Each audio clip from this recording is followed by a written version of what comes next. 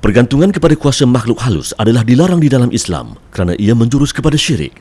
Rancangan ini hanyalah sekadar paparan dan bukan bertujuan menggalakkan penonton mempercayai kuasa makhluk tersebut. Dalam episod Misteri Nusantara malam ini, saya dan tim mengembara jauh ke Bali mencari manusia yang boleh berubah menjadi haiwan. Ia tidak semudah yang diharapkan. Sebaliknya, kami temui orang sakti. Awas, deketan. Kita minta Lea itu panggil gurunya masuk. Yang pasti malam ini menjadi penentu. Diam.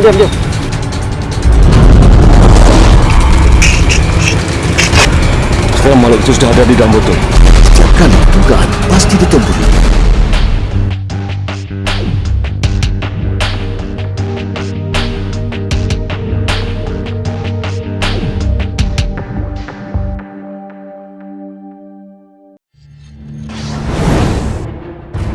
Cerita tentang kehebatan manusia dengan pelbagai kebolehan sering kita dengar. Tetapi satu yang menarik perhatian kami, ilmu yang membolehkan pengamalnya bertukar menjadi makhluk seperti haiwan. Ilmu ini sangat terkenal di Bali. Ia dipanggil Lea. Di setengah negara ia dikenali sebagai hantu penanggal. Keputusan dibuat untuk menjejaki pengamal ilmu hitam itu. Benarkah ia wujud seperti didakwa? Kepulauan Bali menjadi destinasi kami kali ini.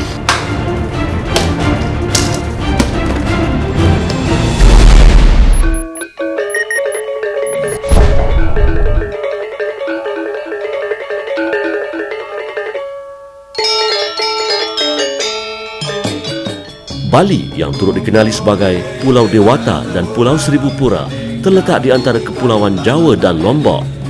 Adat, budaya, hasil kerja tangan dan destinasi pelancongan menjadikannya popular di mata dunia.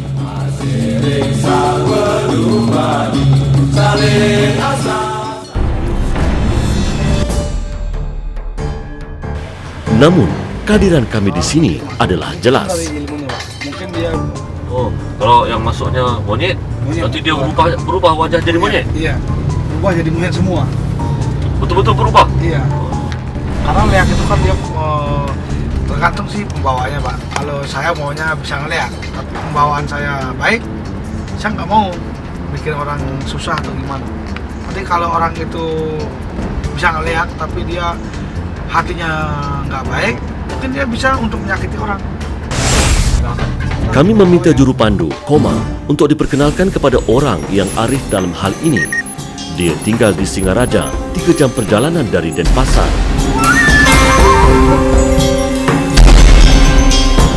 Pak Mangku disegani masyarakat setempat kerana kerupayaannya melawan orang yang mengamalkan leak hitam. saya pengen Maaf sekali dulu, ya masalah liak itu memang di Bali memang ada liak. Ya. Ajarannya ini dua ini, ada kanan dan kiri. Kalau kita sudah cenderung ke kiri termasuk hitam, itu selama-lamanya itu memang liaknya yang akan datang. Yang jelas ajaran saya ini adalah kanan akhirnya gitu.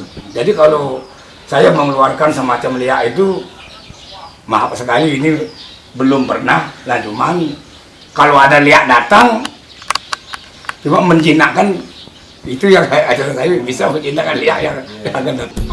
Malangnya, apabila tiba waktunya Pak Mangku menunjukkan kehebatan ilmunya kepada kami, dia mendapat tekanan pemimpin kampung yang kurang bersetuju ilmu hitam liak dipamerkan kepada dunia luar. Berbeza dengan lelaki ini, dia bukan pengamal ilmu mistik maupun ilmu leak. Malah sebaliknya, dia bergerak di sekitar Denpasar mempamerkan kesanggupannya menentang sebarang gangguan makhluk halus.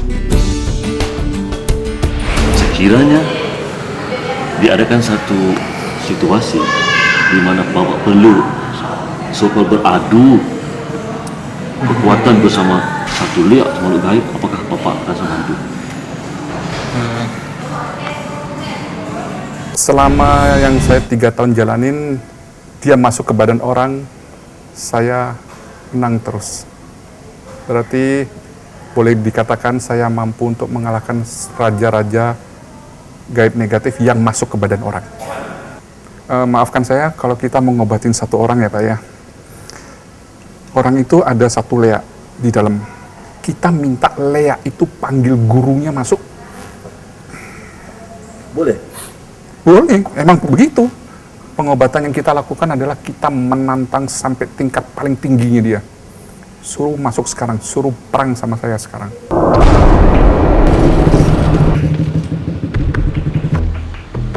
Kaedah rawatannya mudah. Haryanto menggunakan sejenis batu yang dirumuskan daripada 36 jenis galian asli. Menurutnya, ia bukan tangkal, tapi kekuatan aura batu itulah kononnya yang melemahkan makhluk halus. Haryanto menegaskan, dia hanya merawat orang yang diganggu oleh Lea dan dia sendiri ditakuti oleh makhluk mistik itu. Namun, dia juga mengaku tidak dapat memenuhi permintaan kami merakamkan wajah Lea kerana tidak punya kebolehan khusus. Dia mencadangkan kami menemui seorang paranormal yang sangat dikenali di daerah Ranon, Bali, Ki Ageng S. Dewantara. Assalamualaikum. Waalaikumsalam warahmatullahi wabarakatuh. Oke, Zainan. Ki Ageng, saya Ki Ageng dari Malaysia. Malaysia, ya. Mari silakan duduk. Pak Kiai, tujuan kami ke sini, kami dikabarkan bahawa Pak Kiai ini boleh berinteraksi maupun bertempur dengan Lea. Jadi kami ini ingin sekali melihat bagaimana Lea itu boleh kemunculkan dirinya ataupun bagaimana. Gaib ya, sifatnya gaib. Jadi jangan individu ya. Saya bisa membantu tapi entah itu Lea, entah itu kuntilanak, entah itu genderuwo, yang jelas nanti insya Allah dengan izin Allah bisa saya tampakkan, bisa di kamera. Bekas pelakon sinetron terkenal Indonesia itu bersetuju memperlihatkan kehebatannya memanggil hantu di hadapan kamera kami. Lokasi di hadapan kediamannya telah pun ditetapkan. Upacara akan dilangsungkan tepat jam 12 malam.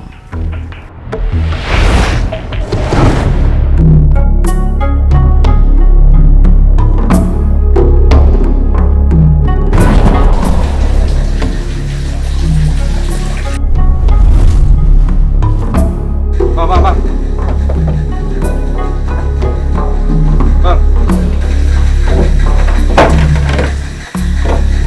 Yuk. Iya. Jam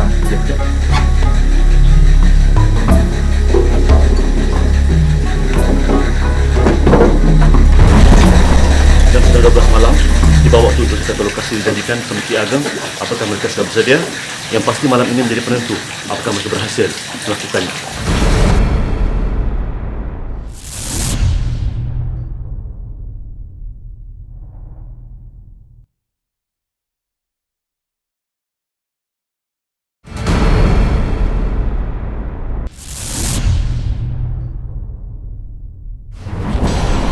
Saya ke Bali mencari pengamal ilmu Lea yang boleh bertukar menjadi haiwan.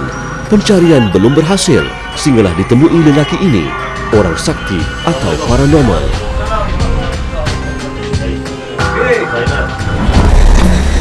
Jam 12 malam, dibawa untuk satu lokasi dijanjikan sama Ki Ageng. Apakah mereka sudah bersedia?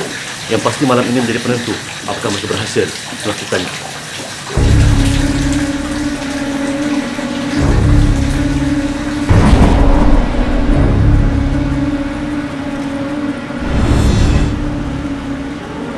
Sajian untuk hantu yang bakal dipanggil telah siap disediakan. Bunga pelbagai jenis mengeluarkan bau yang harum, menghidupkan suasana upacara yang bakal berlangsung. Pelbagai hidangan lain turut disediakan. Ketika ini, debaran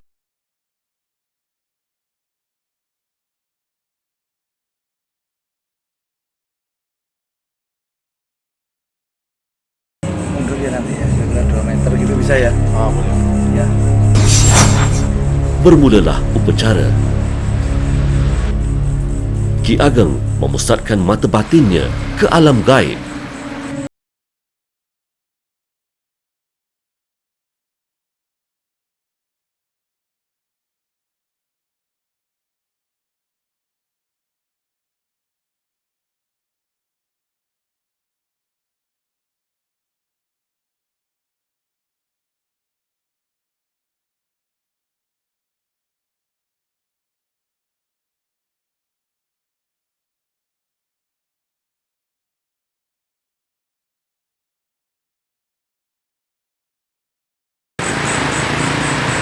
Pak Kiai duduk dan fokuskan perhatiannya kepada syahadat itu selama kira-kira 20 minit. Dulu apa ada yang berlaku. Dia masuk dalam klinik sebentar dan akan ada keluar kembali. Dan kita lihat apa yang akan berlaku seterusnya.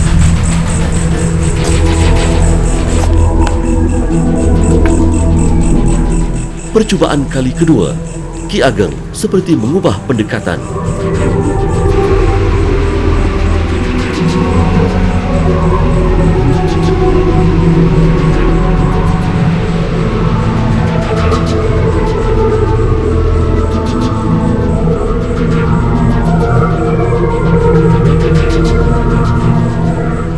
Sajian dihampirinya beberapa kali.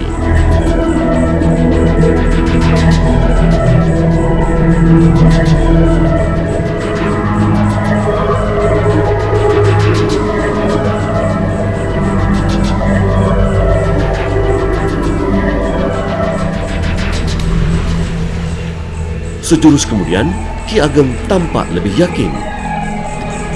Awas, deketan. Awas. Tidak semena-mena, kepulan asap keluar daripada sajian bunga. Awas. Inikah yang dimaksudkan dengan kehadiran makhluk halus yang dijemputnya?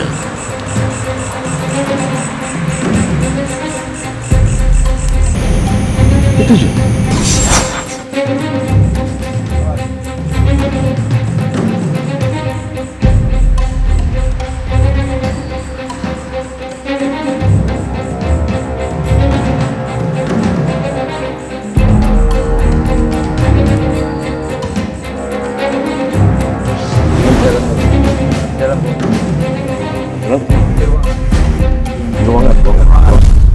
Jadi saya sudah mengundang kawan saya sudah datang, mungkin menampakkan diri seperti asap tadi yang di di tempat sesajen. Itu saya juga terima kasih. Saya di ibaratnya dihiraukan dengan kawan-kawan saya.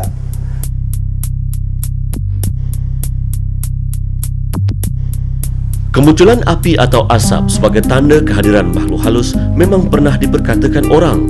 Namun sama ada begini bentuknya, tidaklah dapat kami pastikan.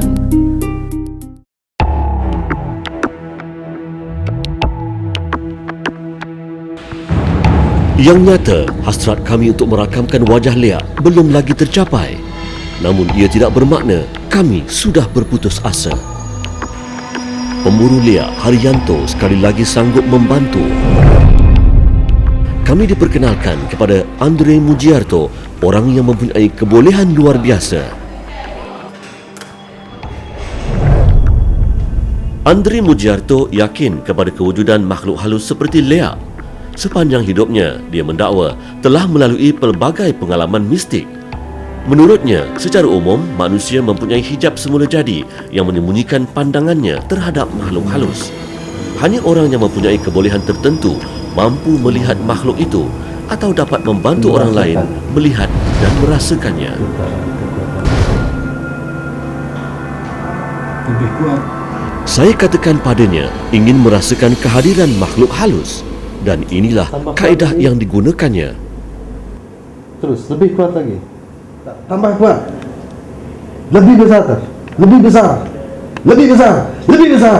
Lebih besar.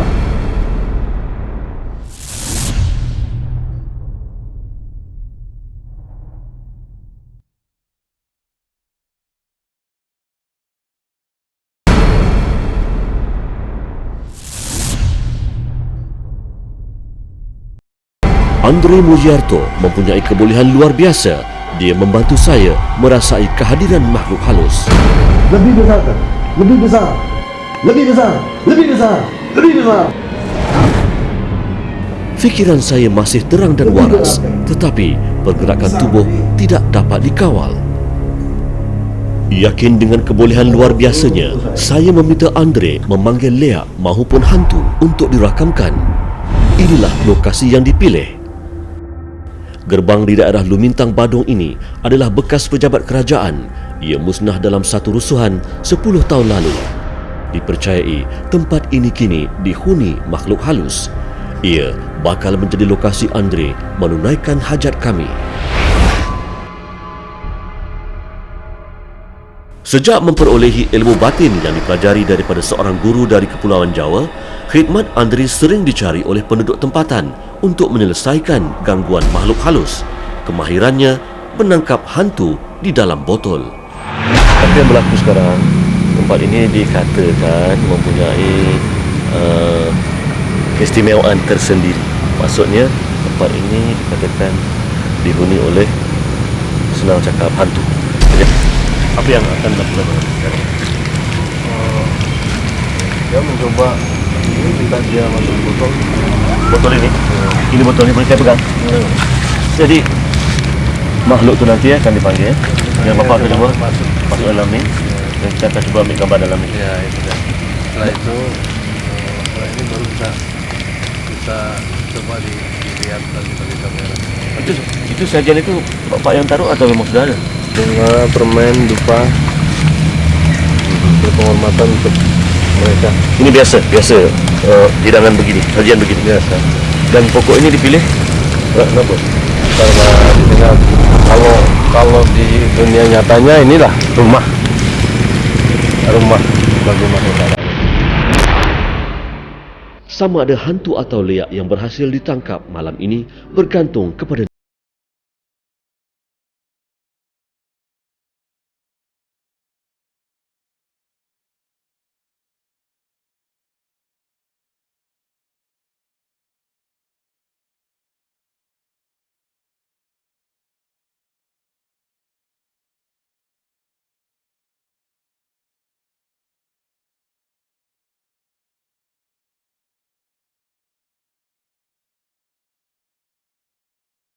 nasib.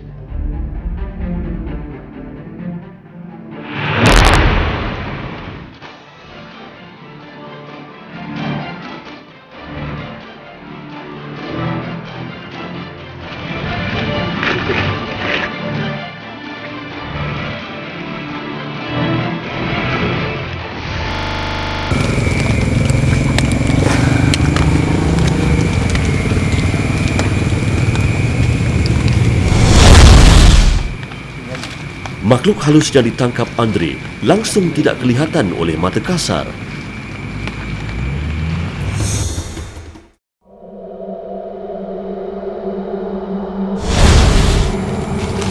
Namun dia menegaskan ia ada dan telah terperangkap di dalam botol ini.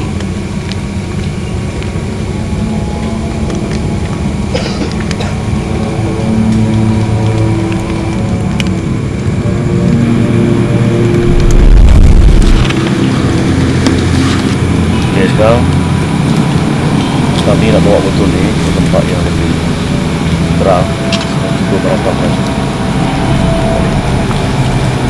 Tapi menurut Pak Andre, makhluk ini pada jam 9 pagi besok, walaupun kita tak buka tutupnya, dia akan keluar dengan sendiri. Okey. Dalamnya makhluknya. Ya. Kau boleh nampak? Oh, boleh nampak? Saya belum boleh nampak. Coba kita nampak. Ya. Bagaimana keadaannya? Kalau boleh ceritakan.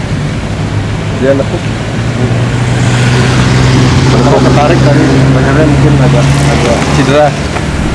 Dipaksa tarik rambut. Okey. Apa jadi kalau penutup diterbuka? Silakan. Saya sudah pakai. Pakai? Ya. Kalau terbuka pun dia tidak apa-apa. Tapi jam 9 pagi sudah lepas sendiri. Lepas sendiri. Pakai timer jadi. Jadi kalau kami mau rekam jam berapa sesuai? Bagusnya jam 12, jam 1, jam 2, sampai jam 3 rekam.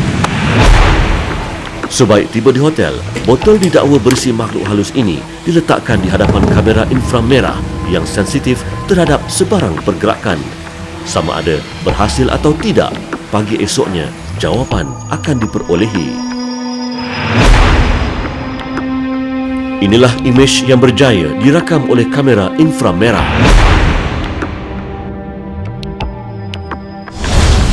Memang sukar untuk mempercayai sesuatu seperti ini.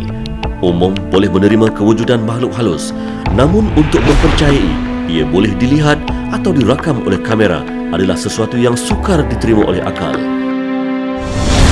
Hakikatnya, makhluk halus seperti hantu dan jin hidup di dimensi yang berbeza daripada manusia. Terserah kepada anda untuk membuat kesimpulannya.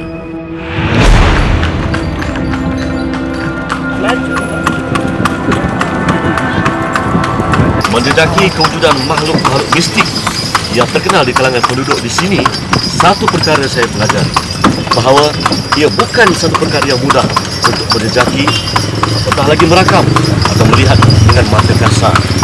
Walau apapun yang pasti, makhluk-makhluk ini akan terus subur sebagai sebahagian daripada kepercayaan tradisi masyarakat.